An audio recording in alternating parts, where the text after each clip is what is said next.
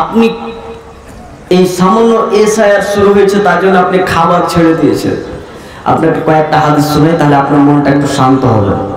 দেখবেন আবু হুরায়রা রাদিয়াল্লাহু তাআলা আনহু তিনি বলেন, রাসূল সাল্লাল্লাহু আলাইহি সাল্লাম তিনি বলেছেন, এই পুরো পৃথিবীটা হচ্ছে মুমিনদের জন্য জেলখানা, কাফেরদের জন্য জান্নাত। এই হাদিসটা আপনি বুঝবেন কিভাবে? আপনার এলাকার একজন ব্যক্তি জেলের ভিতরে গিয়েছে, জেলে আছে, ইচ্ছা করলে স্ত্রীর সঙ্গে সাক্ষাৎ করতে পারে না, ইচ্ছা করলে তার ছেলেদের সঙ্গে সাক্ষাৎ করতে পারে না, ইচ্ছা করলে সে বাজার যেতে পারে না, ইচ্ছা করলে মোবাইল ব্যবহার করতে পারে না, ইচ্ছা করলে সে খেতেও পারে না, মন মতো চলতে পারে না। কেন? জেলের ভিতরে আছে বলেই। আল্লাহর নবী বলছেন এই পুরো পৃথিবীটা হচ্ছে মুমিনদের জন্য জেলখানা। তাহলে জেলখানাতে একটা মানুষ যেমন নিজের ইচ্ছা মতো চলতে পারে না, ঠিক এই পৃথিবীতে একজন ব্যক্তি যদি মুমিন হয় তাহলে এই পৃথিবীতে একজন মুমিন ব্যক্তি ইচ্ছা মতো চলতে পারবে না। তা একটা বললাম। নাম্বার 2, আব্দুল ইবনে উমর রাদিয়াল্লাহু তাআলা আনহু তিনি বলেন, রাসূল সাল্লাল্লাহু আলাইহি সাল্লাম তিনি বলেছেন, সাহাবীদের ভিতরে আব্দুল্লাহ ছিলেন আল্লাহর উমর রাদিয়াল্লাহু তাআলা আনহুর ছেলে। তিনি বর্ণনা করছেন আল্লাহর নবী আমার কাঁধের উপরে এইভাবে হাত দিয়ে বলছেন, আব্দুল্লাহ কুন ফিদ দুনিয়া কাআন্নাকা গরীব আও আবিরুস সাবিল। শুনে রাখো আব্দুল্লাহ, শোনো তোমাকে বলি, পৃথিবীতে চলার ক্ষেত্রে 2টা কথা আমার মাথায় রাখবে, 2টি কথা তোমার মাথার মধ্যে রেখো। এক, কান্নাকা গরীব আও আবিরুস সাবিল। 1 নাম্বার হচ্ছে তুমি পৃথিবীতে চলাফেরা করবে তুমি পথিকের মতো, আর একটা হচ্ছে প্রবাসীর মতো, মানে মুসাফিরের মতো। আপনি বলছেন পথিক কি বুঝলাম না, মুসাফির কাকে বলে বুঝলাম না। আচ্ছা, একজন ব্যক্তি আপনার এলাকা থেকে কলকাতা গিয়েছে 10 দিনের জন্য, তা উনি ওখানে 10 দিন থাকবে।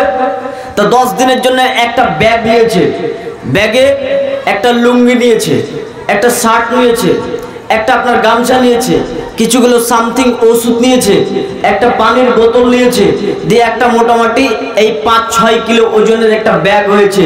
এইটা নিয়ে ও কোথায় গেছে? কলকাতা। কতদিন থাকবে? 10 দিন।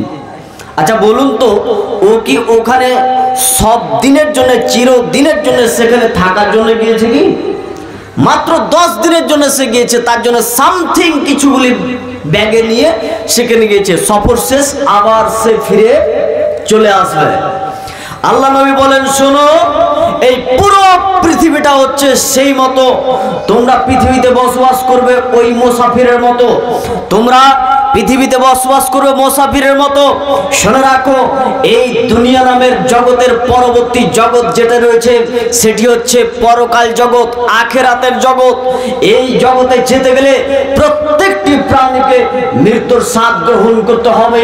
অতএব কোনো ব্যক্তি যদি বলে আমি আখিরাত দেখব, তাহলে তার প্রথমে আগে মওতটাকে গ্রহণ করতে হবে।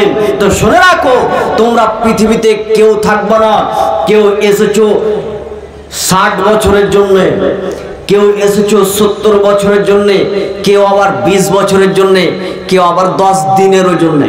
অতএব তোমরা দুনিয়াতে চলাফেরা করার ক্ষেত্রে একটা কথা মনে রাখো, মুসাফির অবস্থায় তোমরা দুনিয়াতে বসবাস করবে।